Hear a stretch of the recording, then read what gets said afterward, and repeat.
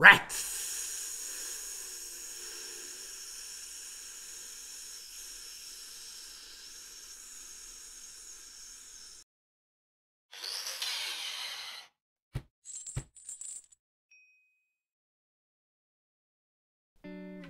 Hello friends, this is Chain. Welcome you back to Chain of Commander. It is time for our Chief's Choice deck tech of the month, so I figured I could go over probably one of my favorite decks that I built in 2020, Sidisi Brood Tyrant. I'll put a deck list down in the description to reference at your leisure, and I do ask, if any of these cards ignite a deck building spark inside you, definitely consider using our TCG Player affiliate link to purchase those cards. Won't cost you a single cent more, but it will help out the channel, and you know, might as well bookmark that link for future reference. That said, let's kind of get into Sidisi here. Let's see what she does. Sidisi Brood Tyrant's 1 black, green blue for a 3/3 legendary Naga Shaman. Whenever Sidisi enters the battlefield or attacks, you mill yourself 3. And whenever one or more creature cards is put into your graveyard from your library, you get to create a 2/2 black zombie token. So, clearly, she's all about that self-mill to get those tokens, and there's a lot of ways you can actually build a Sidisi deck, but I took mine in a direction that I have never seen in the wild before, something completely new, and I hope that you folks find it as interesting as I did. That said, let's get into the list here. You'll see what I'm talking about later, but let's start where I always start my lists, with the ramp. Now the ramp package in this deck is actually a little bit thinner than you might be accustomed to with a lot of my deck techs here. This deck operates at a point where once you hit like 6, 7, maybe 8 mana, you really don't need too much mana for the rest of the game. You're able to really continue doing what you need to do at that point. That said, we have things like Azusa, Lost but Seeking, and Oracle of Moldiah. Both allow us to play extra lands each turn, and Oracle even allows us to play them from the top of our deck. We have Wood Elves, which can go fetch us a forest from our deck when it enters the battlefield. We have Deathrite Shaman, which can exile a land from a graveyard in order to produce mana. We have 2 mana rocks. We have Arcane Signet and Soul Ring, both of which are essentially staples in our format at this point, so no surprise seeing them here. And then we have 2 more ramp spells in Farseek, which can allow us to grab any non-forest, and Nature's Lore, which can go grab us any forest. So let's say we have those 6, 7, 8 mana on the battlefield. How do we make sure we keep our hand full to cast them? Well, let's move on to card advantage. Now, as far as our card advantage is concerned, it really comes in 2 separate flavors. We have our traditional card advantage, which is just things like card draw, just making sure we have cards in hand to cast, as well as a little bit, a card advantage you don't really see too often because it only works in appropriate strategies, and that is self-mill style effects. Because in our deck, our graveyard is really much an extension of our hand. That said, let's start with our more traditional card advantage here. So we have things like Beast Whisperer, which draws us a card whenever we cast a creature spell. And since Sidisi likes to see creatures being milled, we have a large amount of creatures in this deck. This can generate a lot of cards for us. We have things like Raminap, Excavator, and Crucible of Worlds. These both allow us to play land cards from our graveyard rather than our hand, ensuring we can hit our land drops throughout the game. We have Treasure Cruise, which draws us 3 cards, and we're likely to have a very stacked graveyard throughout this game, so there's a solid chance we can delve the full 7 portion of that cost and really be drawing cards for only 3 mana. Then we have a handful of cards that are designed to get things back from our graveyard, just in case they get milled before we get to use them. So we have things like Eternal Witness and Regrowth, both of which can just grab us anything from our graveyard. We have Find Finality. This is one of those split cards where we will be frequently casting it for the find cost to just get 2 creatures back to our hand. However, there could be some niche situations where we end up casting the finality, the board clear side of things, but quite often this is for its find portion. Then we have Seasons Past, which can represent a whole bunch of like cards because you can really get 1 card back from every CMC, so plenty of cards to refill your hand, and then it just goes right to the bottom of your deck, so that doesn't even go back into your graveyard, so we can use it again later. Then we have Unearth, which essentially can reanimate a creature with CMC 3 or less from our graveyard to the battlefield, and there's probably going to be a bunch of key targets we can take advantage with that. And lastly, as far as our traditional card advantage goes, we have something that it doesn't really count as card advantage per se, but we have Viscera Seer here, which is an excellent way to set up draws if we ever need to sack something in response to removal, or we can block and sack. It's just a great way to set up the top of our deck to draw what we need to draw. Now let's get into the spicier sort of card advantage in this deck, the self-mill cards. We have things like Grim Flayer, which when it does combat damage to a player allows us to look at the top 3 cards of our library and put any amount of them into our graveyard. We have Hermit Druid. This thing can do work. Whenever you activate it, you mill yourself until you hit a basic land, and then you put that basic land into your hand. So this can represent a whole bunch of cards if your next basic is pretty far down in your deck. Then we have Nyx Weaver. This mills you 2 at the beginning of your upkeep, but then you can pay 3 and exile to bring back any card from your graveyard into your hand. Fun story about this one. When I first started playing Magic, it was shortly after Theros came out, and I thought this card was terrible. And now in this deck, it does absolute work and possibly might be one of the all-stars of the deck. But that's neither here nor there. Let's keep going down here. We have a couple of enchantments that operate very similarly. We have Sultai Ascendancy and Search for Azcanta. Both of these allow us to look at the top card of our library at the beginning of our upkeep and choose to put that in our graveyard if we so choose. And once we hit 7 or more lands in our graveyard, we actually get a flip over Search of Azcanta into Azcanta the Sunken Ruin, which is a bit more traditional card advantage that has the activate ability to start digging through our deck for a non-creature, non-land card. And it just acts as a little bit of ramp then too, because now we have an extra land to play with. And then lastly here, we have Life from the Loam. This is a dredge spell that can get lands back from our graveyard into our hands. This is part of why our ramp package is so light in this deck, because we have so many ways to ensure that we hit our land drops every turn that the need to ramp isn't all too great to get to that 8-mana butter spot I was talking about earlier. So we have a nice full graveyard. We have a nice full hand. We have 8 mana available.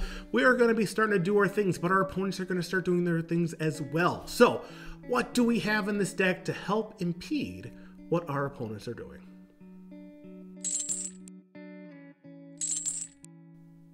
Our removal package here is actually going to be a lot lighter than what you normally see from a deck of mine on this channel.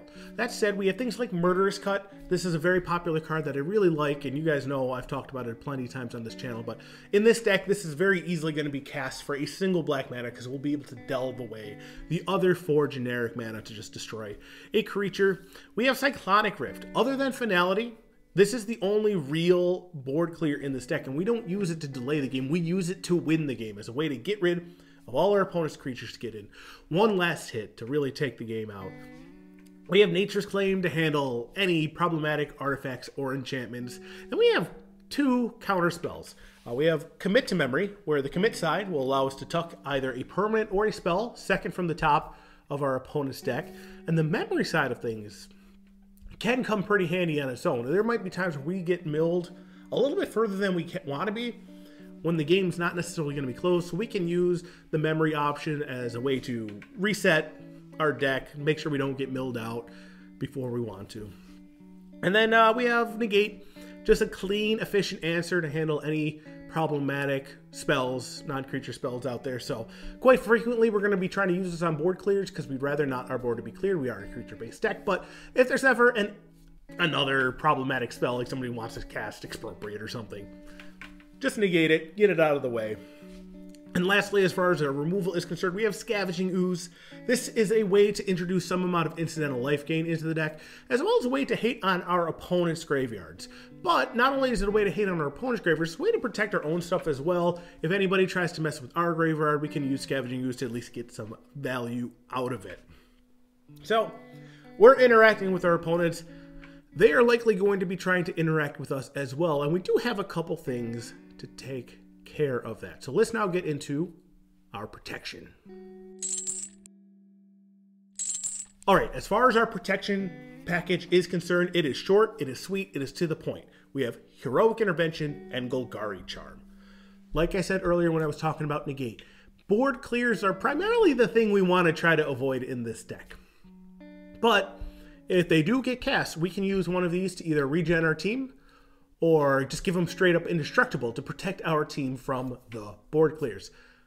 Golgari Charm also has some backup uses in being able to give all creatures -1/-1 or destroying a target enchantment, which can come in kind of handy, but we will frequently be using it for its regeneration option. Now, I like modal spells, I really do. They come in quite handy throughout the game, and they can be used in pretty much any scenario. much more efficiently than, say, a single action spell can be. But you know what else I like?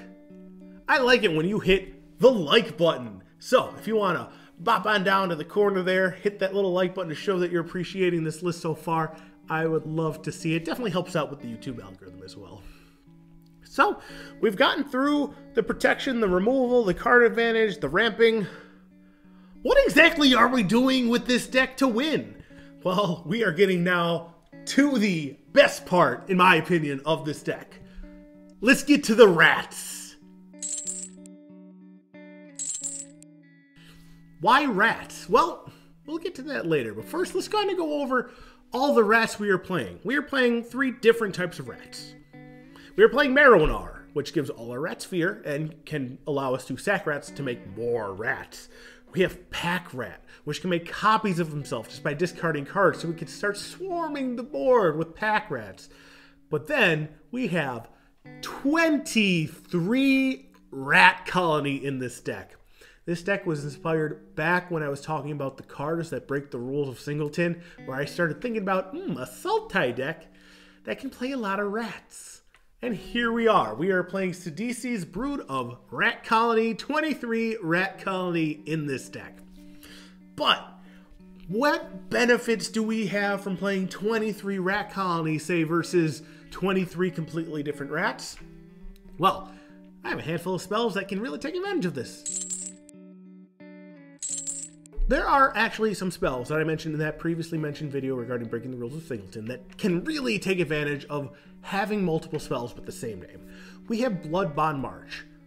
We don't like board clears, but let's say somebody does board clear us and we lose all our rats. We have a bajillion, let's say 10 rats in our graveyard, because 10 rat colony in our graveyard because of this board clear, along with the milling that we've been doing ourselves. Blood Bond March can just bring them all back. We have Bloodbound March on the field and we cast a rat colony. Any rat colonies in our graveyard can just come right back to the field. So suddenly that's a whole lot of power because these rat colonies are buffing each other, brought back very, very quickly. In a similar vein, Nantuko Shrine, unlike Bloodbound March, which will bring them all back, this one just gives us squirrel tokens equal to the amount of the same spell in our graveyard. So we can end up making a lot of squirrels just by casting 1, maybe 2 rat colony a turn with this on the field. If we just have 4 or 5 or 6 rat colonies in the graveyard, that's representing 12 to 13 power very, very quickly just by casting a couple of rats from our hand. And then lastly, we have Spider Spawning. This one operates similar to Nantuko Shrine, where we'll make a 1/2 spider with reach for each creature in our graveyard. And then it has flashback, so we could do it again later. And these creatures with reach, they are the primary form we have against flying opponents. We don't have a lot of ways to handle flyers in this deck or block flyers, so having these little reachy spider boys definitely comes in really, really handy. Now, you might be wondering, okay, we have a bunch of rats, but they have very, very, very tiny toughness. As big as they get in the front, they stay 1 toughness on the back end. So how do we make sure we get our damage through without being blocked? We got some stuff for that as well. As far as the rat evasion is concerned, we have a couple tools at our disposal. Earlier, I mentioned Marrow-Gnar, which gives all of our rats fear, which can come in handy in a lot of matchups. But then we also have things like Filth, where as long as we control a swamp and Filth is in our graveyard, all of our creatures have Swamp Walk. So if our opponent has a swamp, we can just swing in without the fear of being blocked. We have Piper of the Swarm, which gives all of our rats Menace, but also has a cool ability to A, produce extra rats if we need it, and B, we can start stealing other people's creatures just by sacrificing some rats and paying a little bit of mana. So, with Piper on the field, we can start stealing everybody else's cool stuff and also give our rats a little bit of evasion. And lastly, we have the almighty Tetsuko Umezawa Fugitive, which is one of the greatest ways to make our rats just unblockable because their toughness is always 1 or less, despite how big they get. Tetsuko makes it so that they cannot be blocked, and her CMC is less than 3, so we can unearth her if we really need to.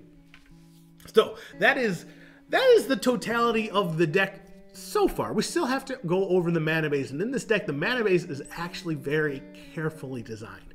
But before I get into that, I do ask, if this deck is rustling your jimmies, if you find that this deck is the kind of thing you would like to play, or if you just like deck techs in general, definitely consider hitting that subscribe button below. I'd love to have you folks join us going forward. And we do regular deck techs among other sort of general chit chat on the Commander format. So love to see you folks hang out with us, maybe even hop in the Discord too.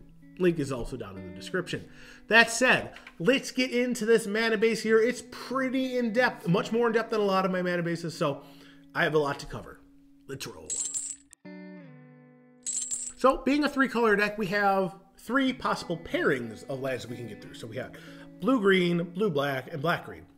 I'm going to go over all the basic ones that fit those pairings first. So for blue-green, we have things like Breeding Pool, Hinterland Harbor, Rejuvenating Springs, Waterlogged Grove, which can also draw us a card, and Yavimaya Coast. For blue-black, we have Clearwater Pathway, which could be flipped over to Murkwater Pathway if we want to play it for the black side. We have Drowned Catacombs, Fetid Pools, Sunken Hollow, Underground River, and Watery Grave. And then as far as our black-green is concerned, we have Llanowar Wastes, Nurturing Peatland, which can also be sacked to draw a card, Overgrown Tomb, and Woodland Cemetery. As far as our 3-color lands are concerned, we have Command Tower, we have Opulent Palace, and Zagoth Triome, and then we have 5 fetch lands. We have Fabled Passage and Prismatic Vista, which can both get us any of our basics, Misty Forest, Polluted Delta, and Verdant Catacombs, which can fetch us any of our dual-type lands. These fetch lands work incredibly nicely with Azusa or Oracle of Moldiah, along with one of our Crucible effects, so Crucible or Ramunap Excavator. Because that means if we play a fetch land, fetch with it, we have the fetch in the graveyard, we can play that as our additional land per turn and keep doing that. If we can get those out on turn 4, we'll just be ramping and fixing, like, to the extreme through the early part of the game, very consistently being able to make sure our land drops are hit and make sure our colors are available. Then we have a handful, just a handful of utility lands here. We have a couple ones that help us with their black mana. So we got Crypt of Agadim, which will add a black mana for each creature in our graveyard. So once again, our graveyard is going to be very well stocked, just incidentally over the course of the game. Let's get some extra black mana out of it. Then we have Urborg Tomb of Yawgmoth, which turns everything into a swamp. Remember Filth? Remember how as long as we control a swamp, all of our creatures have Swamp Walk? Well, because Urborg turns everything into a swamp, we'll be guaranteed to have that swamp, and our opponents will have the swamps that we can walk right over, making all of our creatures unblockable for all of our opponents as long as Urborg is out and Filth is in our graveyard. Very powerful, probably the most efficient form of evasion in this deck. And then we have a couple lands to help us to keep our graveyard full. So we have Deckmore Salvage, which has Dredge on it, so we keep dredging it. And Ipnu Rivulet, which can mill us 4. Then we have Field of the Dead. If you haven't noticed yet, I have listed a variety of lands for this deck. There are a lot of lands in this deck with different names. So Field of the Dead just can start pumping out zombies and really help Sidisi in that zombie creating clause. Then we have Swarmyard, which can help regenerate any of our rats when we need them. And then as far as basics are concerned, we have 1 island, 3 swamp, and 3 forests. Why do we have so few basics? We only have 7 basics total because of Hermit Druid. We don't want to only dig maybe 1, 2, or 3 cards before we hit a basic with Hermit Druid. We want to try to get decent chunks of our deck in the graveyard at a time. So by having fewer basics, our chances of an increased run with the Hermit Druid activated ability are increased.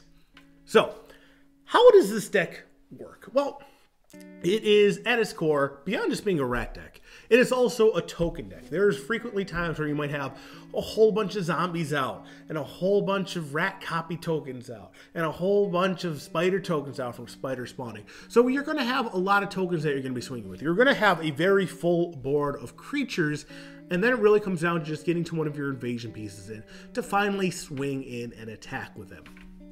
Now, when I built this deck, I specifically designed it to only be able to win through combat damage. So many of you viewers at home might be aware that there is a very critical piece that a lot of Sidisi decks play here that I did not include, and that'd be Sir Conrad the Grim. Like I said, I just designed this deck so that it can only win through combat damage, because combat damage is my favorite way to win. But Sir Conrad is an excellent inclusion in this deck with the amount of times that you're going to be milling creatures into your yard or making them leave the graveyard with Delve. So if you guys want to put Sir Conrad in the deck, I think the safest spot he could swap out for would probably be the Grimflayer. But really, deck building is all a personal process. This is just meant to be a starting point, something to consider. Definitely build the decks how you folks want them to be built. That, folks, was my Sidisi's Brood of Rats deck tech. Truly one of my favorite decks to play. And if you folks have any other ideas or any cards that you would want to include, other than obviously Sir Conrad, but even if you want to include Sir Conrad, definitely stick them in the comments below. I'd love to hear it. I'd love to see how you folks built your Sidisi deck if you have one. So comments below, I respond to them all. Beyond that, thank you all for joining me today. This was a lot of fun to talk about. I truly love this deck, and I'm so happy that I finally get to share it with you folks. Thank you very much for joining me today, and I'll see you guys later in the week.